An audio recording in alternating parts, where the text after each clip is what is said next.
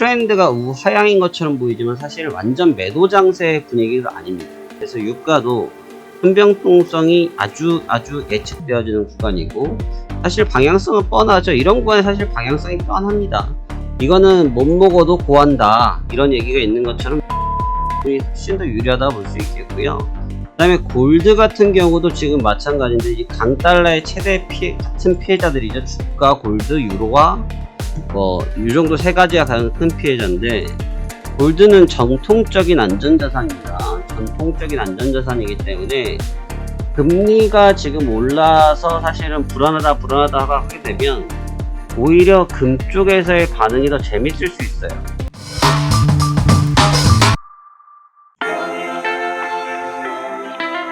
안녕하십니까, 화생항 송대표입니다. 2023년도 9월 27일 현재 시간 2시 4분을 가리키고 있습니다.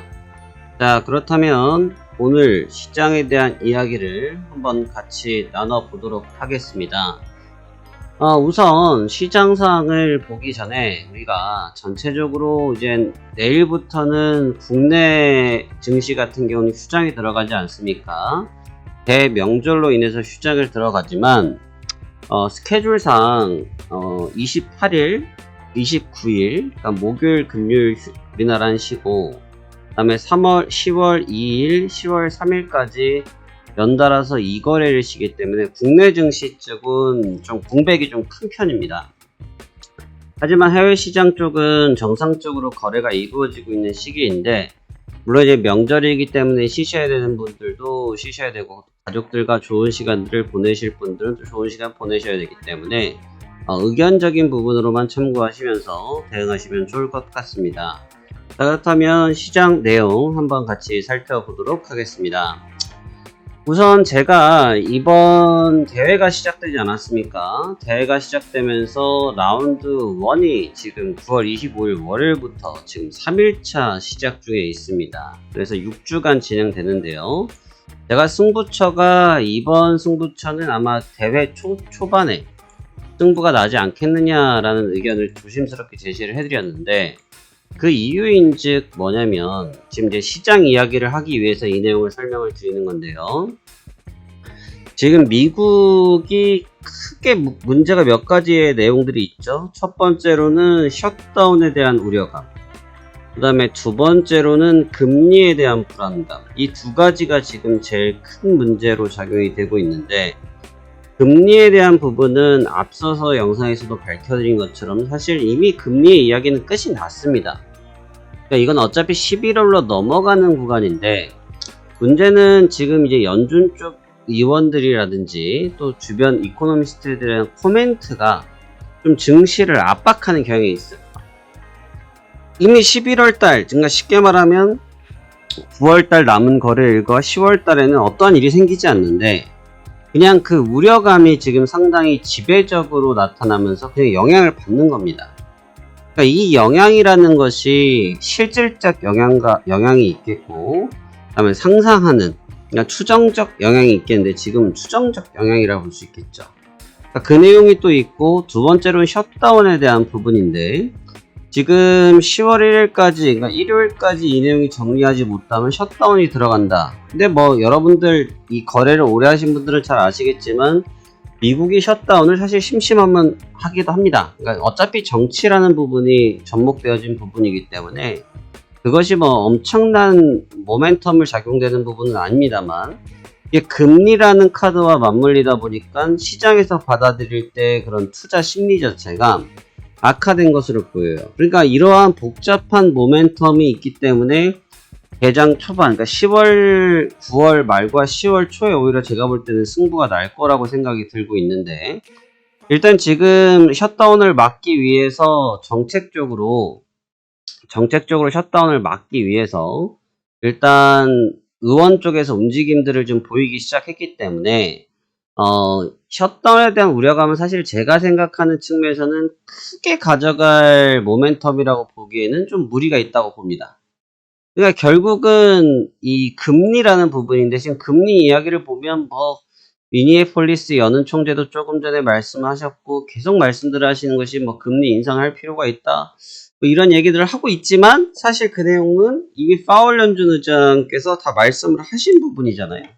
그러니까 이게 시장에서 반응을 받는 측면이 굉장히 제한적일 텐데 투자 심리가 무너진 구간이다 보니까 조금 민감하게 나타나고 있는 게 분명하게 있어요. 그래서 그 측면 때문에 오히려 대회 초반에 그러니까 변동성이라는 것은 오히려 이러한 혼탁함을 이용해서 변동성을 끌어내기가 더 쉬울 수 있거든요. 오히려 대회 초반에 제가 볼 때는 승패를 쉽게 낼 수 있지 않을까라는 생각을 가지고 있고 그렇기 때문에 변동성을 빠르게 유발하는 흐름이 월초에 나타날 수 있다라고 보고 있습니다.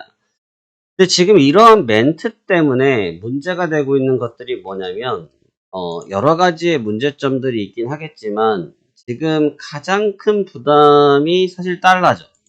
그러니까 지금 달러화에 대한 부담감이 지금 만만치는 않은데 국내 원달러율 시장도 지금 1350원까지 지금 올라와 있는 상태거든요. 어제는 무려 환율, 그러니까 어제와 그제를 봤을 때 환율이 무려 12원까지 급등하기도 하면서 굉장히 좀 위협적인 움직임들을 보여주고 있는데 최근에 달러 인덱스의 그림을 좀 본다고 하면 달러 인덱스의 움직임들도 그렇게 수월하지는 않습니다.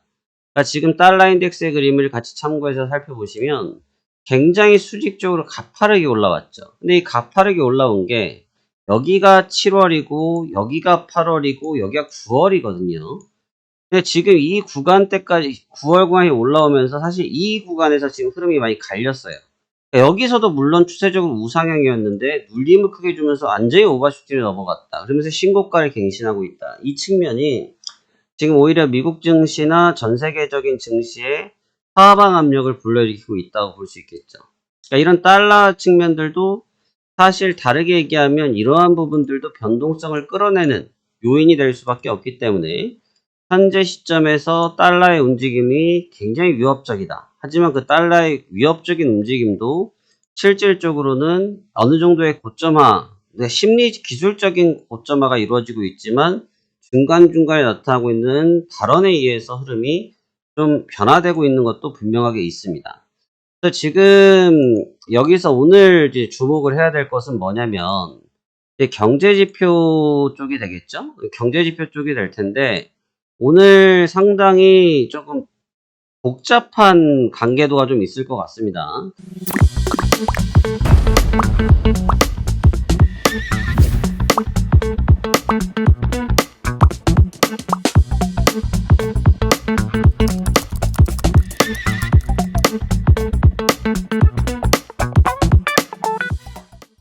복잡한 관계도가 있을 것 같은데 일단 파월 연준 의장이 온라인으로 연설이 좀 기다리고 계시고요.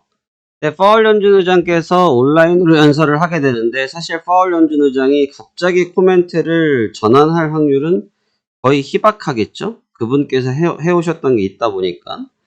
하지만 여기에 뉴욕 연은 총재께서도 29일날 발언이 기다리고 있고 또 그 2분기 PCE 지표와 소비심리 지수까지 발표 연달아서 주 후반부에 지금 다 몰려있기 때문에 지금 현 구간에서의 변동성은 급속도로 올라갈 확률이 높다라는 것이 현재 제가 보고 있는 소견이 될 것 같습니다. 자, 그래서 전체적인 뷰의 관점은 그렇고요. 이제 트레이딩에 대한 관점을 좀 놓고 보도록 하겠습니다. 제가 대회가 첫 시작된 날 25일 날 말씀을 드릴게 현재 구간에서 흐름을 타는 것은 일단 상승 쪽으로 봐보는 것도 좋지 않을까라는 말씀을 드렸는데 그 내용은 30%가 맞고 일단 70%가 맞지 않았다. 왜 그러냐라는 부분도 중요하고 또 지금 상황도 중요한데 지금 30%의 흐름, 쉽게 말하면 낙폭과대에 의한 반등이 이루어지면서 추세 전환을 시도하긴 했지만 어저께까지 버티다가 새벽에 밤에 무너져 버렸습니다. 어젯밤에 무너지면서 다시 저점을 만들고 있는 과정들인데 특별히 지금 뭐 실적 악화라든지 금리에 대한 이런 충격이 나타나는 것이 아니고 재료를 만들어내지 못하면서 시장이 매수에 대한 상승에 대한 빌미를 찾지를 못하고 있습니다. 그리고 하락도 매한가지인데 이게 전체적인 큰 트렌드로 놓고 보면 분명히 우하향으로 흔히 말해서 꽂혔죠. 이게 분명히 꽂혀있는 느낌인데 보시면 어떤 느낌이냐면 차트를 30분 봉 정도로 요렇게 한번 해서 보시면 좋을 것 같습니다. 보시면 요렇게 중간에 행보, 한번 하락, 행보, 하락, 그 다음 다시 행보, 이런 식의 모습들을 많이 가지고 있는데, 꽂혀있는 느낌으로 보이지만 실질적으로는 행보 기간이 굉장히 깁니다. 그러니까 중간에 변동성을 가져가지 않고 행보를 한 기간이 너무너무 길어요. 그리고 나서 잠깐 이 흔히 말하는 계단을 만든다고 하죠. 계단식이라고 하는데, 이런 식으로 이 계단에 이 깊이를 만드는 이런 깊이가 한번 생기고 다시 행보를 하고 계단의 깊이 만들고 그 다음에 다시 이런 식으로 행보를 하고, 이런 구간들이 지금 나타나다 보니까 트렌드가 우하향인 것처럼 보이지만 사실 완전 매도 장세의 분위기가 아닙니다. 완전 매도 장세의 분위기가 아니라는 건 뭐냐면, 완전 매도 장세의 느낌 또는 완전 매수 장세의 느낌과 지금의 장세의 그 약간 차이점을 좀 보실 필요가 있는데, 뭐 이렇게 한번 보시도록 하죠. 지금 보시면 이런 구간들 같은 경우는 누가 보더라도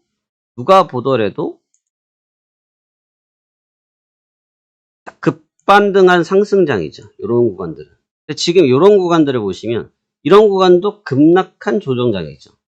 근데 지금 이런 자리들이란 거죠. 지금 자리가. 이런 자리들. 지금 여기의 자리가 여기와 마찬가지라고 보시는 게 맞겠죠. 그러니까 결국 이 구간 뒤에 나타나는 흐름들이 변동성을 다 크게 가져가더라는 거죠. 그러니까 지금도 마찬가지로 여기서 갖고 갔던 이런 작은 흐름들이 결국은 크게 확산될 거라고 보는 것이 정석이라고 보여져요. 그래서 변동성이 폭발될 거라고 계속 암시를 해드리고 있는 측면이 뭐냐면, 대회에서 승부처를 높이기 위해서 필요한 것은 변동성입니다. 지금의 움직이는 이 정도의 변동성을 가지고는 승패를 가리기가 쉽지 않고 오히려 크게 움직일 때 승패가 많이 날 텐데, 지금 그런 시기에 들어왔다라고 볼 수 있겠죠. 그리고 지금 주가 나스닥 같은 경우는 그런 모습이고, 유가도 일전에 말씀드렸죠. 유가가 결국은 유가와 나스닥이 지금 변동성에 가장 노출되어 있다 보니까 타겟팅 대상이다라는 말씀을 드렸는데, 유가 또한 지금 92불, 91불, 90불 이런 가격의 기준을 중심으로 두고 등락을 반복을 하고 있어요. 그러니까 지금 유가도 현재 구간에서 좀 난해한 거죠. 박스를 만들고 있는 느낌입니다. 이렇게. 이런 박스를 만들고 있다. 방금 나스닥에서 설명드렸지만 시세가 박스를 만들기 시작하면 그 시세는 결국 폭발을 합니다. 그러니까 결국 나스닥도 그렇고 유가도 그렇고 결국은 변동성 폭발 구간에 들어와 있다고 보여지는데, 이게 물론 변동성이 이런 행보 기간이 길어질 수도 있어요. 하지만 통상적으로 시장에서 이 변동성 박스 기간이 이런 식으로 길어져서 한 2달간은 이런 상황까지는 지금 아니라고 보는 것이, 시장에 노출되어 있는 재료가 좀 공격적인 상황이다 보니까 그렇게 여유를 부리면서 움직일 장은 아니라고 평가가 됩니다. 그래서 유가도 지금 1, 2, 3, 4 하면서 지금 시간을 재고 있는 상태이고, 이 변동성은 결국은 어디서 나타나겠느냐, 주가의 움직임에 따라 갈 것이다. 지금도 유가에 대한 이야기들, 100불에 대한 이야기 또는 더 이상 유가는 상승하기 어렵다는 이야기들, 굉장히 다양한 의견이 지금 존재해서 매일매일 언론 플레이가 이루어지고 있는데, 이것이 결국은 방향성을 가리기 위함이다. 그래서 유가도 변동성이 아주 예측되어지는 구간이고, 사실 방향성은 뻔하죠. 이런 구간에 사실 방향성이 뻔합니다. 이거는 못 먹어도 고한다, 이런 얘기가 있는 것처럼 매도에 대한 부분이 훨씬 더 유리하다 볼 수 있겠고요. 하지만 그 부분이 이제 기준점은 중요하겠죠. 어느 정도까지 위쪽을 열어둘 것이냐, 신고가가 넘어가면 무조건 포기할 것이냐, 아니면 뭐 94불, 95불까지는 열어두고 대응할 것이냐, 그거는 이제 투자자의 좀 선택, 전략적 승부가 필요하겠지만, 지금 상태에서는 일단 한 템포 쉬어가는 그림으로 보는 것도 나쁘진 않아 보입니다. 그 다음에 유로 쪽의 움직임들도 좀 중요할 것 같은데요.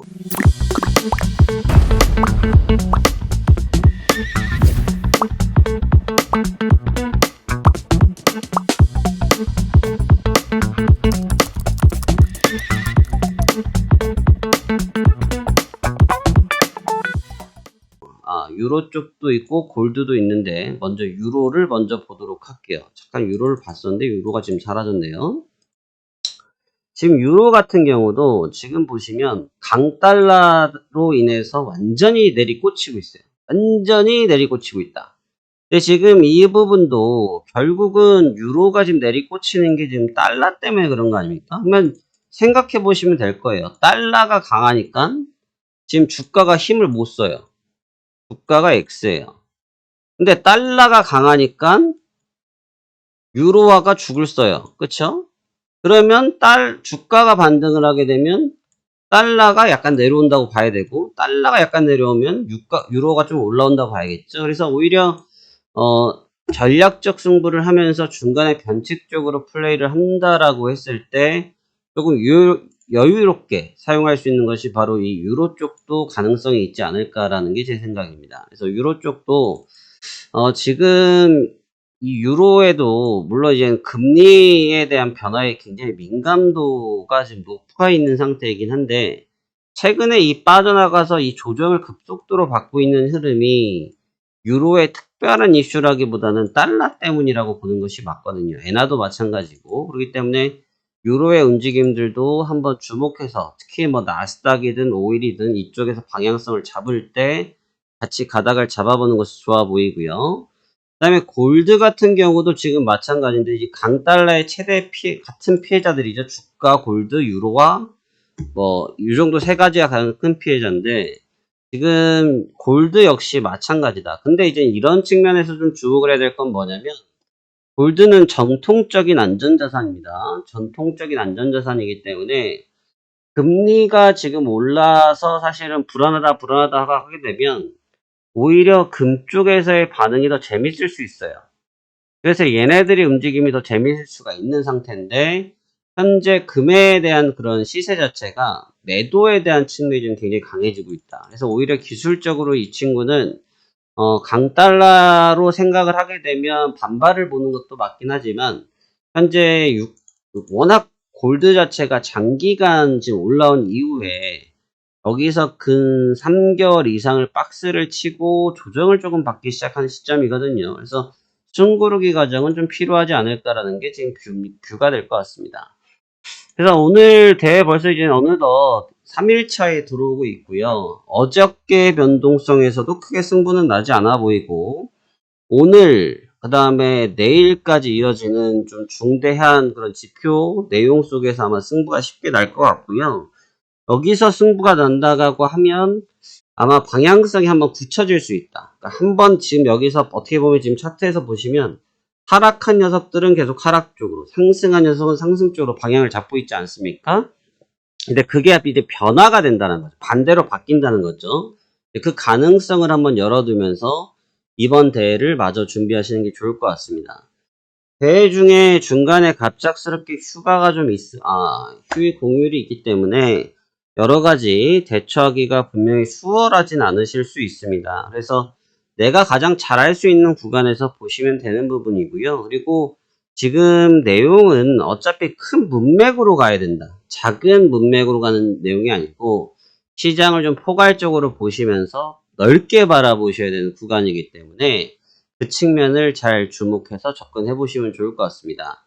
저희도 지금 대항전에 참여하고 계신 분들이 몇 분 계신 걸로 알고 있는데, 지금 아직까지 방향성이 시원하게 터지지 않고 있어서 아직 랭킹이 어느 정도 들어오셨는지 아직 저도 모르겠습니다. 하지만 아직 대회 초반이고요. 본격적인 승부는 결국은 10월달이라고 봐야겠죠. 10월달 본격적인 승부가 이루어지면서 순위전 탈전이 이 10월 중순부에 될 것으로 저는 예측하고 있기 때문에 지금 여기서 변화되는 데이터들 잘 취득하셔가지고 해당 구간에서 잘 대응하셨으면 좋겠습니다.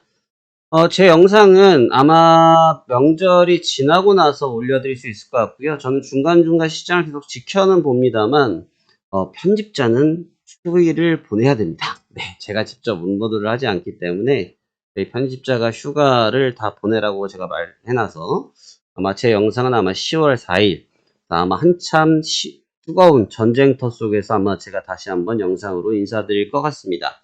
자, 여러분 우리나라의 고유의 명절 추석 잘 보내시길 바라면서 가족들과 좋은 시간 보내시고요. 하지만 그 와중에도 전투가 치열한 구간에 들어와 있는 만큼 낮에는 가족들과 신나는 시간, 저녁에는 시장을 체크하면서 휴일을 보내는 것도 나쁠 것 같지 않습니다. 자, 그러면 남은 시간 성공 투자하시길 기원하면서 저는 다음 영상에서 다시 찾아뵙도록 하겠습니다. 파생왕 송 대표였습니다. 고맙습니다.